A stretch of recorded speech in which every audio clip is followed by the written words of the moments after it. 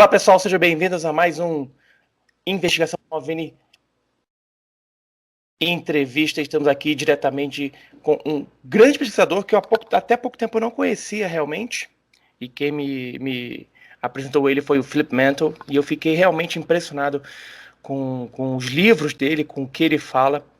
E é muito interessante. Eu tenho certeza que vocês vão gostar desse papo.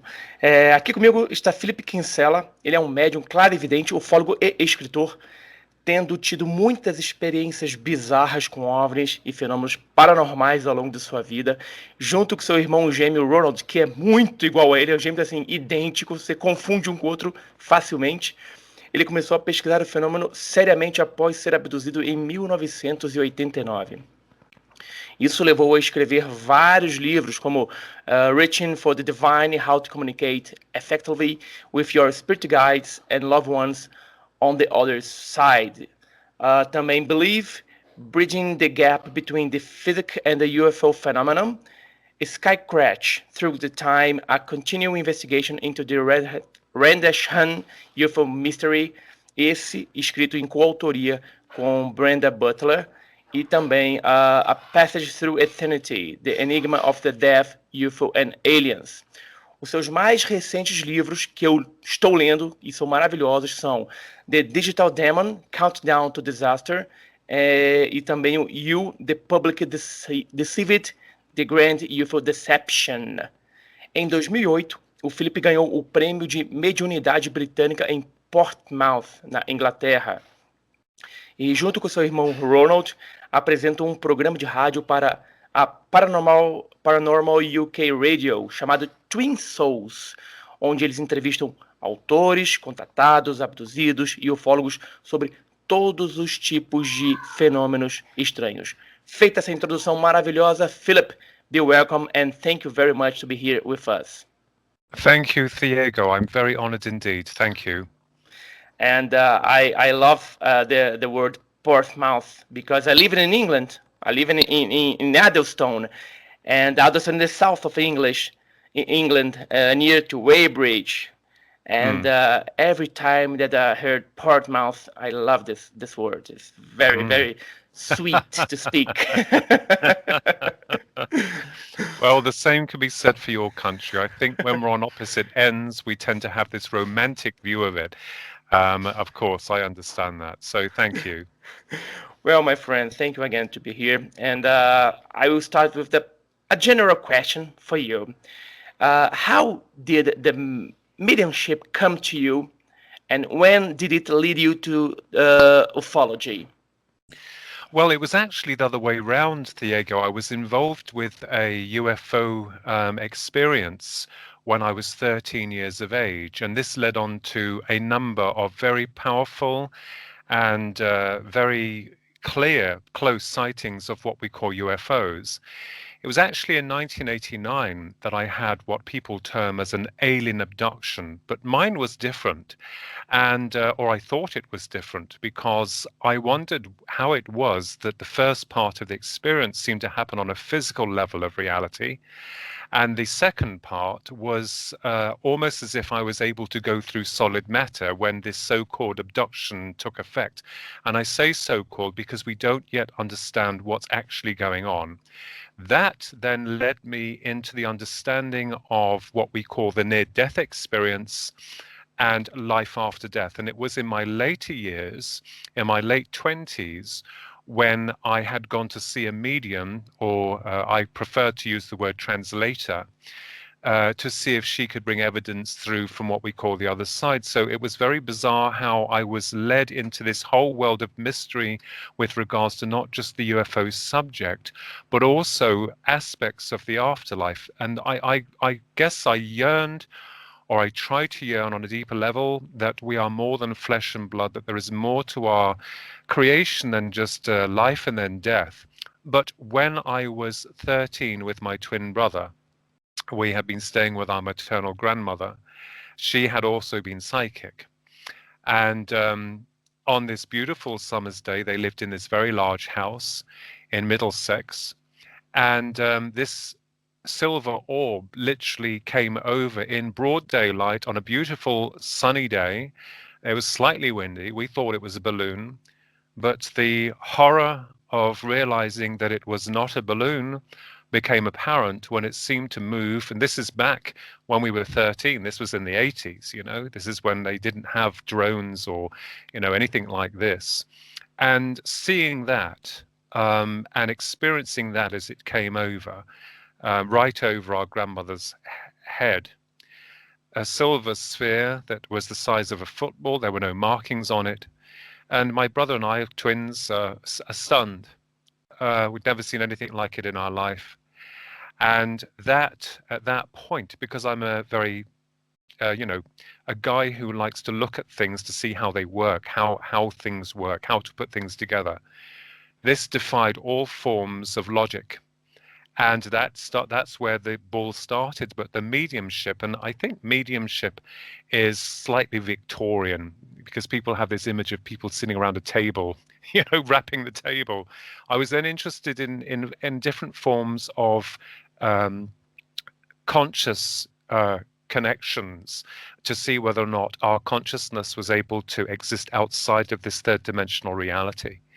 And this then led me into the understanding and the application of what we call mediumship, but on a very scientific, stringent level of investigations, not just whimsical stuff. And this then led into a whole plethora of different areas of research for me.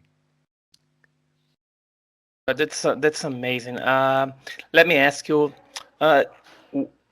You claim that you have been abducted, but tell us, how was this experience? And your brother was abducted with you at the same time? No, he was not. His happened in the winter of 1982. Mine happened in the winter of 1989. And bearing in mind that we are 7 minutes apart, I was the firstborn, he was the second. There's 7 minutes apart from our birthing. And these experiences had happened 7 years apart from one another. So whether or not those on alternative dimensions are minutes are years, I have no idea.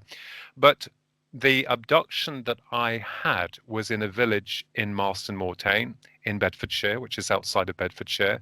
And it was a horrifying experience. And it was something that really shook me. It was, to me, degrading.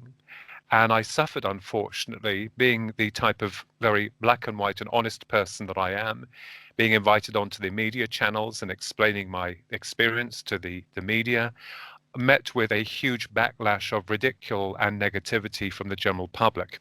And I withdrew because I couldn't deal with that. I thought, well, you know, why is something that we're trying to explore on a theoretical level that is different from the reality that we're in? Why are people so against this? And it appeared to me that people weren't ready to deal with the truth as we see the truth.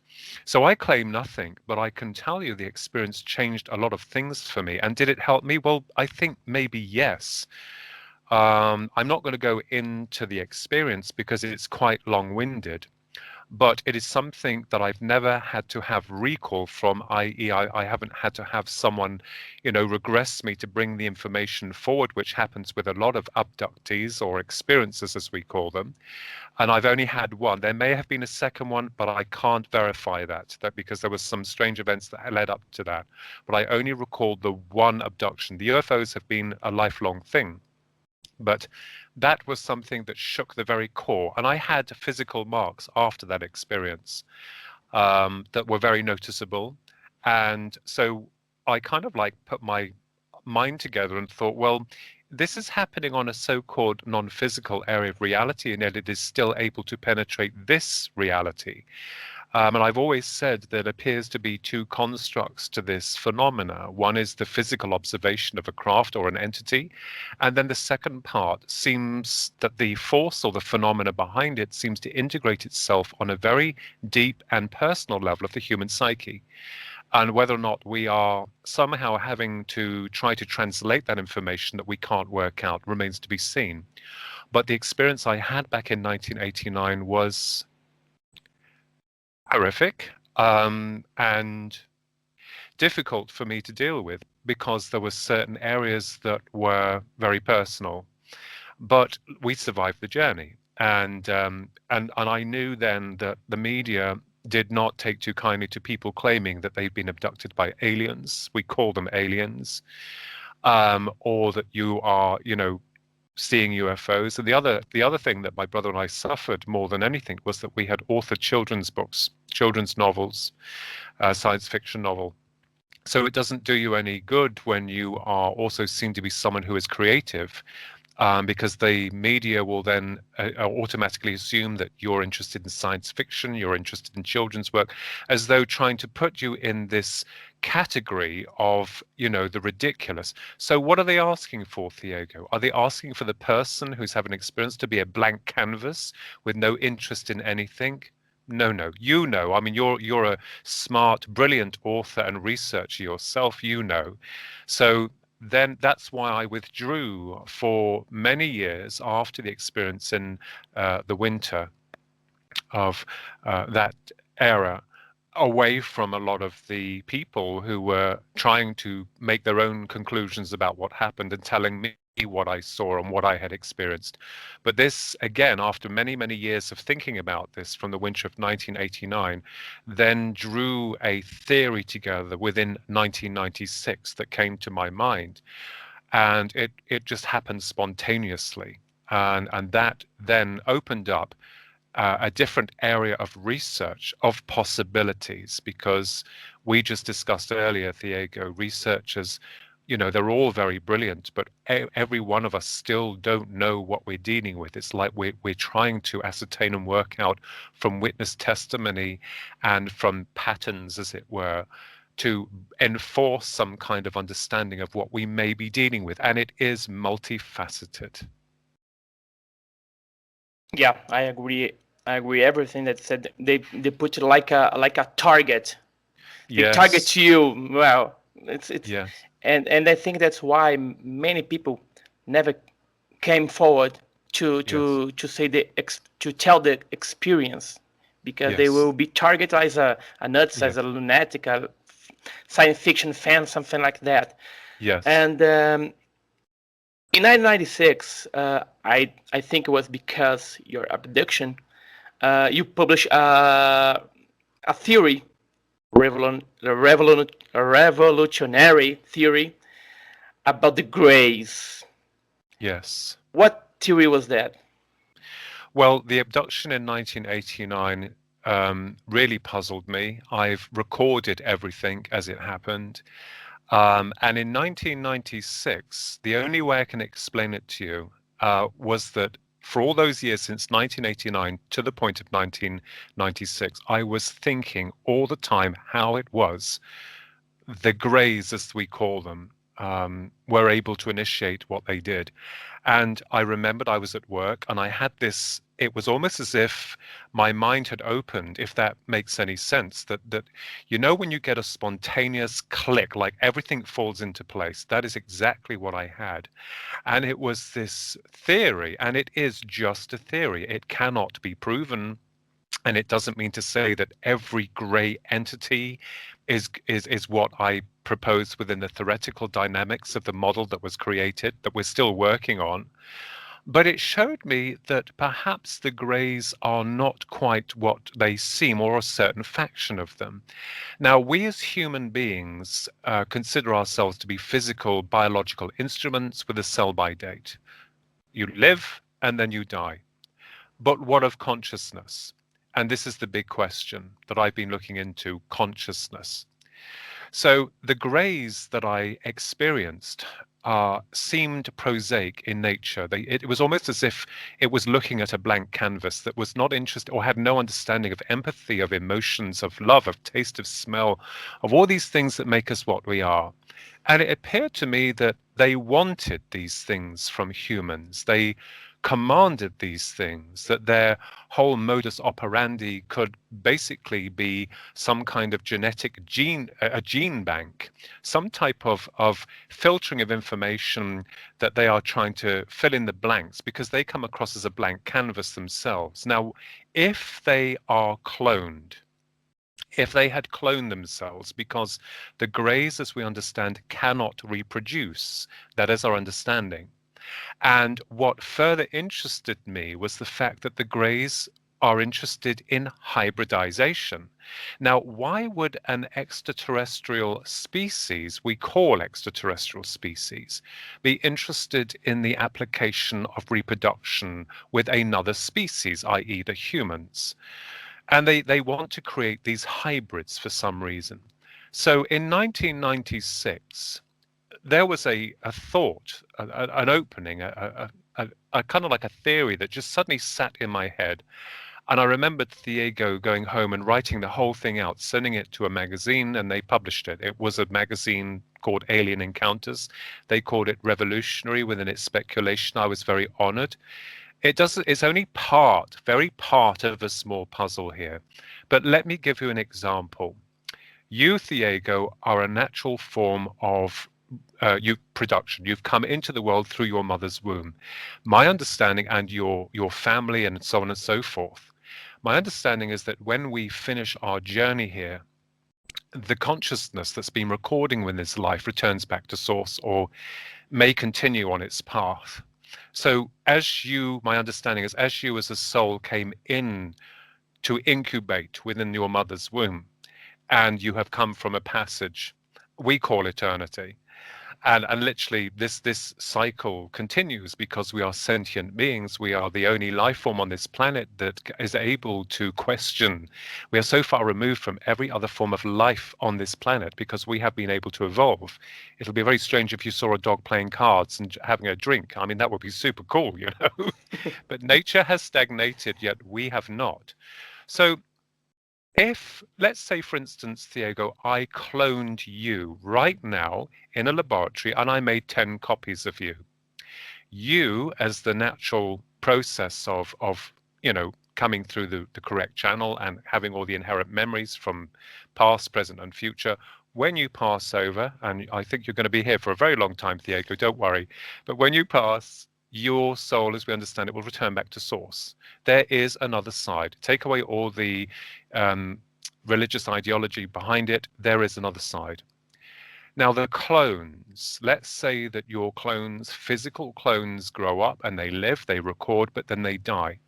My understanding is that their soul signature will not be strong enough to go back to where you've gone to, the original copy. And therefore, is it possible that the consciousness or the small spark of awareness in your clones, when they all die, gravitate on the other side, but not quite where you come from? Now, let's look at this very carefully.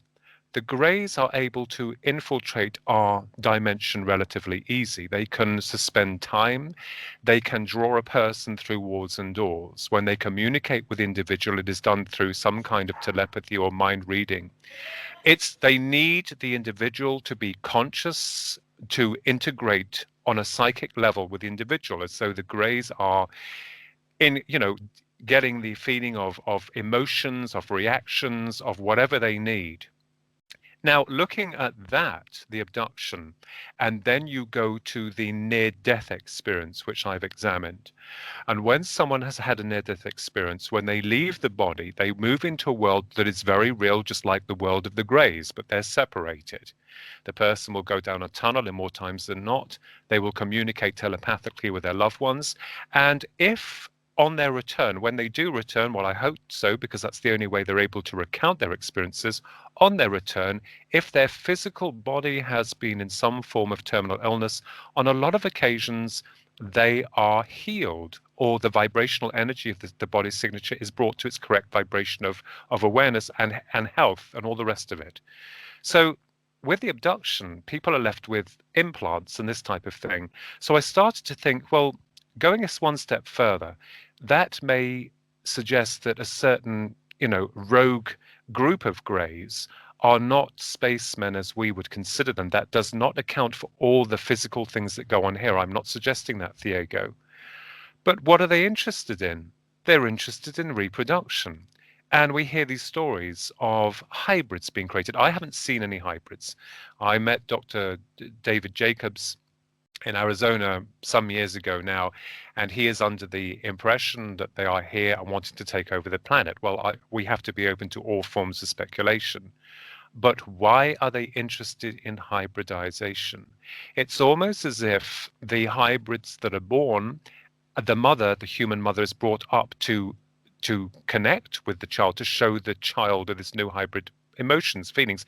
It's almost as if the blank canvas of the Greys, in my opinion, are using the new creational model of the hybrid as some form of container, so that they may perhaps try to reestablish themselves once again in the loop of creation.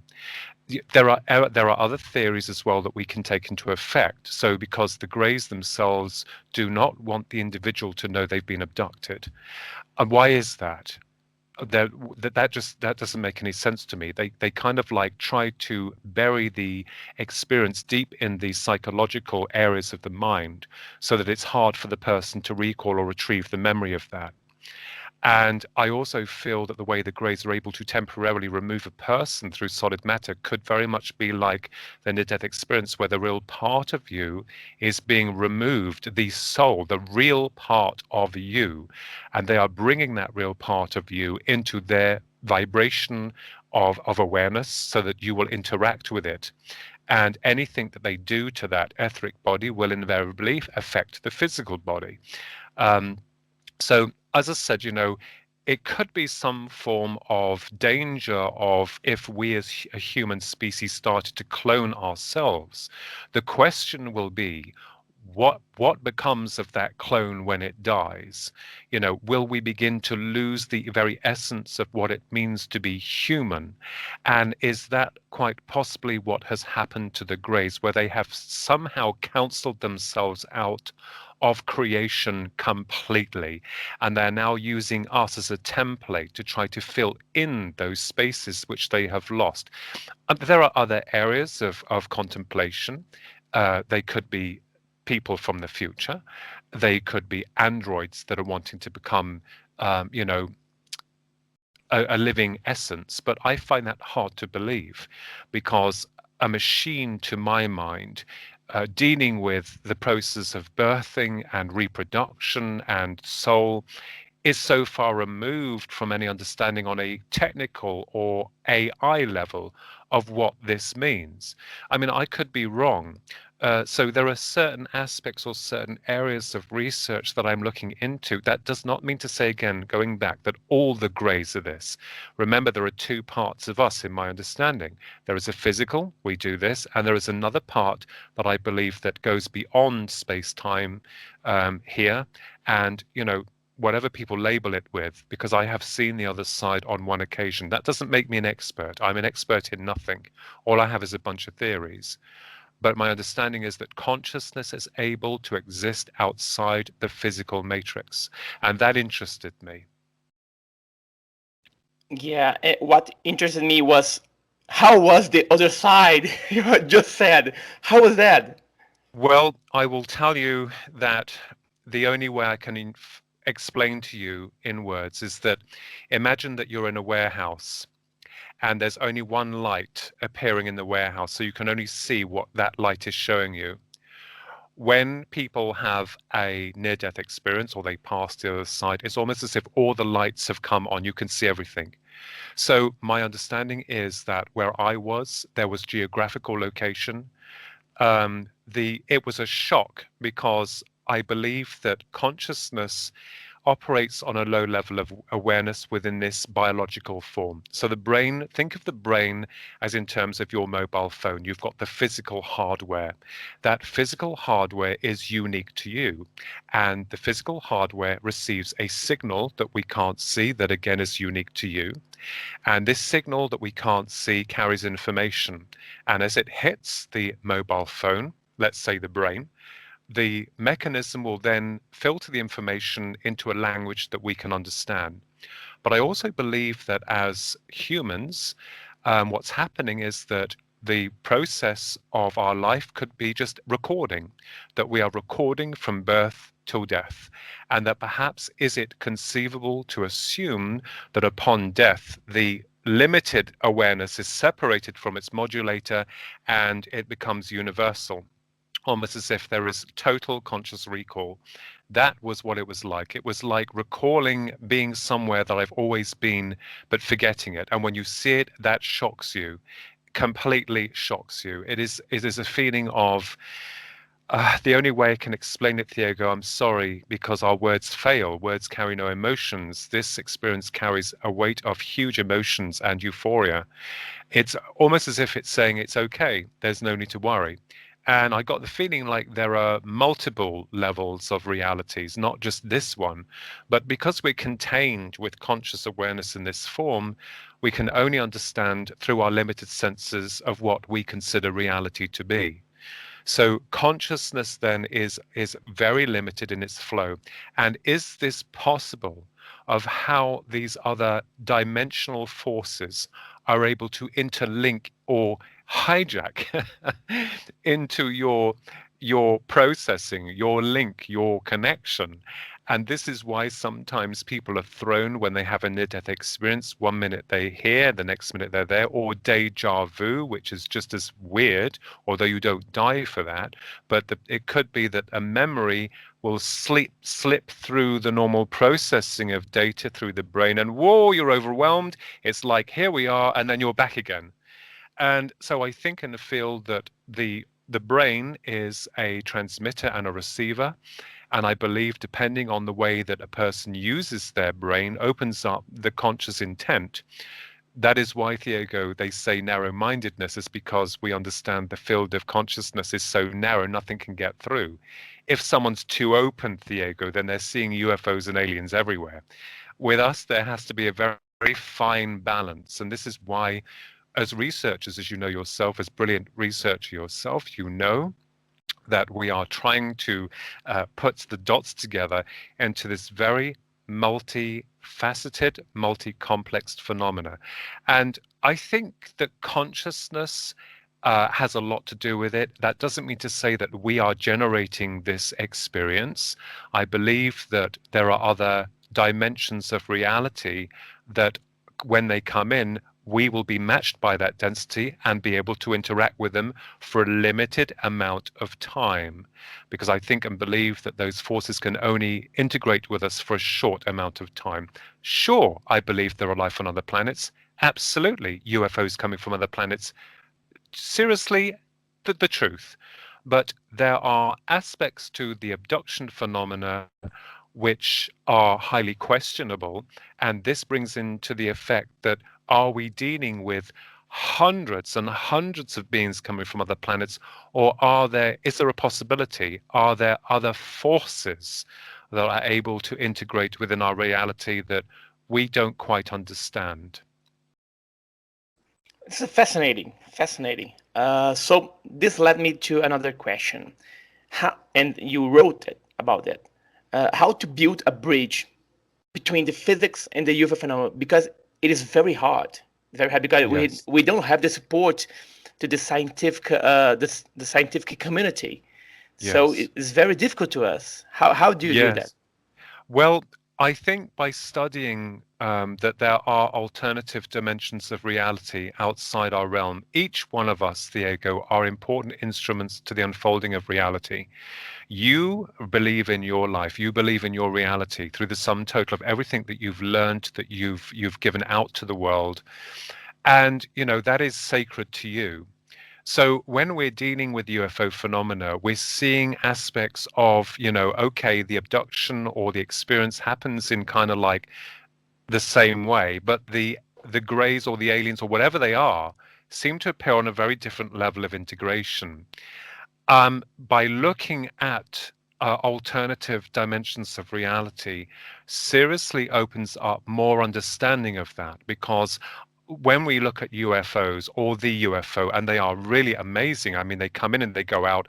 They appear to be physical, solid crafts through observation. Of course, they would be. But remember also that if they fold or bend space-time, they then become kind of ethereal. So they're popping in and out of our reality just as much, perhaps, as dead relatives can come and sometimes see those that are still living in this world. They pop in and go out again. To the person viewing it, it's real to them. Of course it is. It's a real integration or a real interaction, if they're being honest, which we only deal with honesty here. The same with the UFO. So building the bridge between the psychic and UFO phenomena is that we performed an experiment back on the 8th of June, 1998, at Rendlesham Forest. That was me, my brother, and Susan. We wanted to explore the idea of whether or not we could summon what they call a UFO. And that is exactly what we did. And, you know, people will bark and fake or rubbish. No, I'm, like many other people, very honest and, you know, to the point. That is exactly what we did. But did we? It could have been that the forces responsible had read our thoughts and engineered this, or were we creating it from the depths of our mind? That now, what happened was that the week before we had gone to the forest because we kept doing our research there. And what is interesting is that in these areas of high strangeness around the world, people call them portals, they seem to carry some kind of energy signature, as though there is something about the area or the place, and they're usually remote. It's very difficult for them to do them in built up areas. I think the remoteness is quite, you know, easy for them to do what they need to do because there won't be many witnesses around. But we performed this experiment a week before we went, and we meditated. Yes, we meditated. This was in back in the 1998, 8th of June 1998. And then a week later, we'd gone on the 8th of June 1998 to the forest, and we set out camp to where we thought that the original craft with the RAF US Air Force personnel had seen the UFOs in 1980. So we're sitting in this field, and that is exactly what happened at 10:15 at night, a clear night with a clear moon, stars. There appeared a huge triangular UFO high above these trees with a gap and a circular undercarriage. The undercarriage was turning one way, and the top larger pyramidical device was turning the other, as there was some kind of ornate clock moving in opposite directions but central to one another. And it was creating a lot of light. The lower part of the object was kind of like a bluey color with some lights around the edges. The top was coming out with this light, and I ran towards it. And when I got to it, it just went out like someone had turned the lights out. That was pretty impressive, but it kind of like opened up a new idea that, you know, because there was a willingness from us that we wanted this to happen, that it did happen. And we did say here, and, you know, people, negative people, trolls, I can't be done with it. They'll, oh, they didn't because they didn't take any recording equipment. Well, we agreed not to take any recording equipment because we wanted this as a personal experience. And even if you had recording equipment, even if I had a piece of the Roswell part here, a part of the wreckage, and showed you, you'd probably understand. I don't have one, by the way, but I'm just giving an example. If you showed it to the public, they'll say, don't believe it. So whatever you put in someone's face, they'll say, don't believe it. Don't believe it. But I'm not interested in that. I'm interested in my own investigations and in what I consider to be the reality of what we're dealing with. And if that can help within the UFO community, which I'm very respectful of, with every one of the people involved with it, then we've put a little dot together. So that proved that on some level of the human psyche, there is some form of integration. And certainly with people who have multiple abductions, I only recall one. My brother had one in 1982. I had one in 1989, 7 years apart, with 7 minutes apart from each other. I've already said that. There may have been another one that happened with me many years later, because the experience was very strange, where I was in bed. It was about 3 o'clock in the morning. I awoke to the sound of rumbling over the house, really deep rumbling. There were some lights that went out. I got up because I needed to, you know, go to the loo, as a guy does, you know, like, or I mean, anyone does. And as I'm looking in the mirror, I'm seeing that my North American T-shirt that I had is on back to front, which is an impossibility because the back of the T-shirt is much higher. So if I was to put it on back to front, it would be up here. I wouldn't be able to wear it.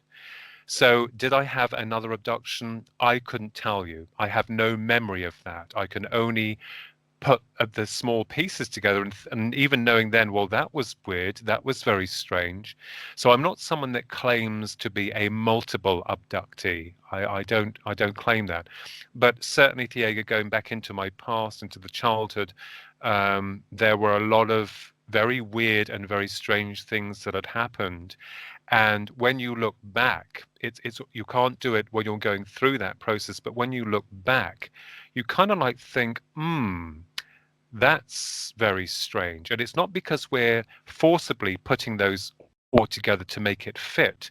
But when we're dealing with elements of the paranormal, it's not just about the integration of what we call UFOs or the interaction of so-called aliens, but also a lot of psychic phenomena which occurs, and we know this through our research.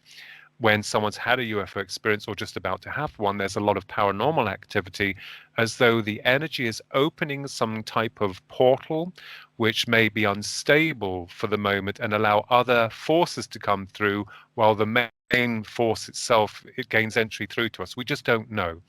But certainly, I think that if we believe that this is just the beginning, middle, and end, what's the point? If we die, what's the point? There's no point.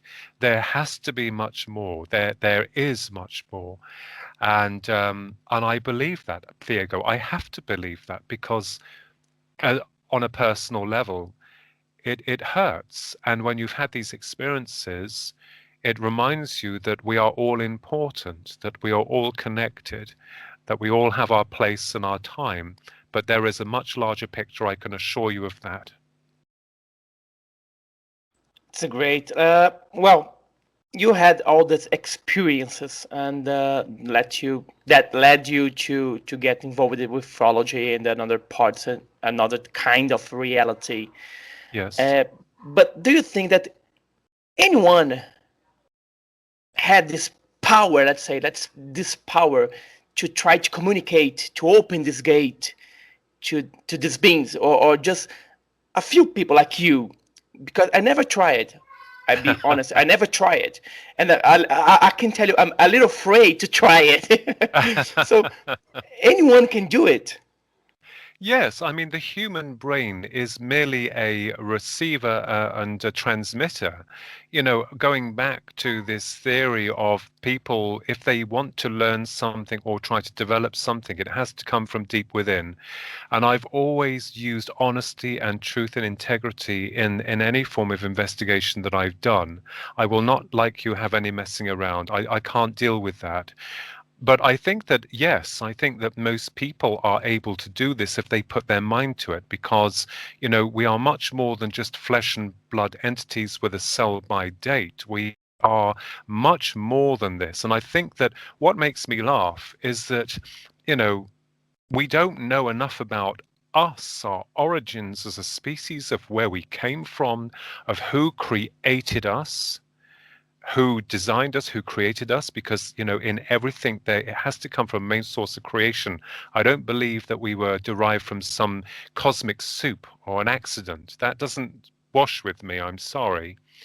So I think we're all brilliant, but unfortunately we are programmed from a very early age. I mean, when you're a child, you're a father yourself, your children, they get to a certain age, say about 5 and 7.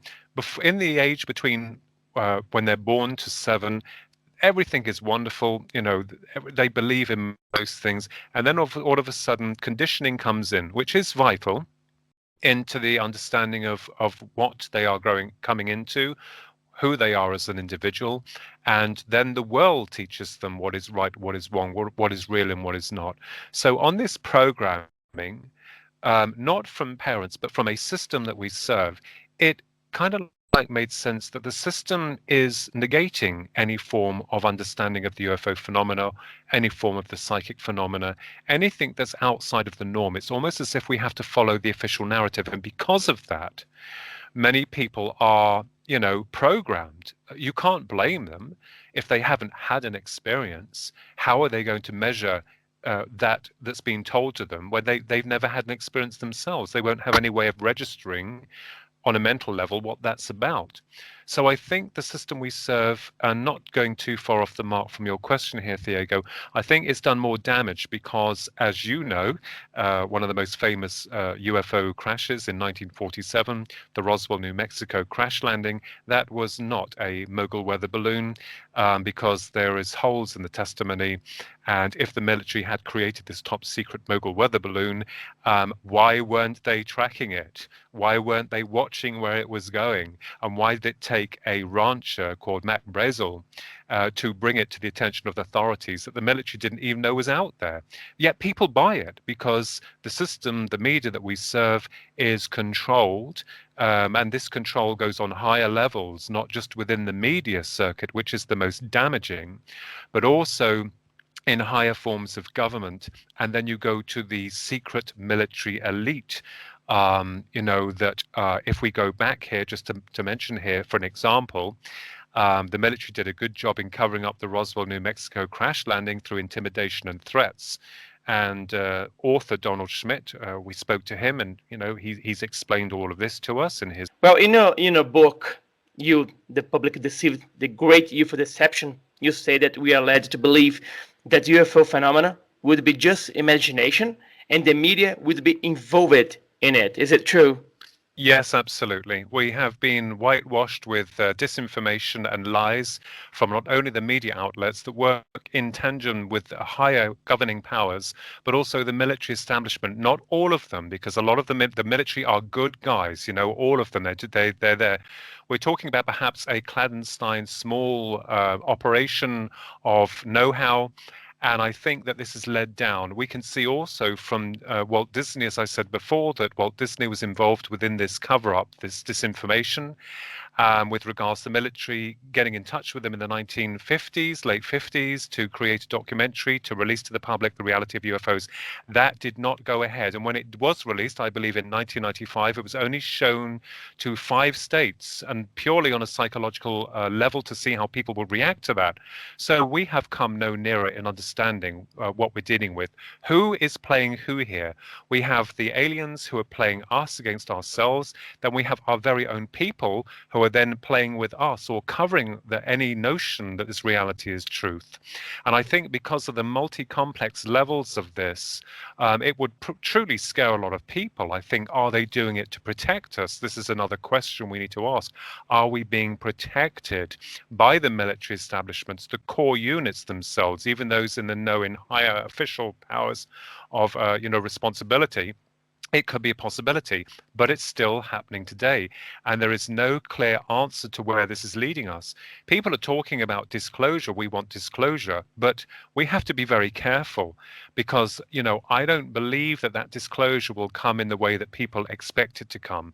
I think this is going to take a very long time before we ourselves as a human species can acknowledge that, one, there are other alternative forces beyond this level of reality, and two, that those forces are able to infiltrate this plane of reality and also the people in it.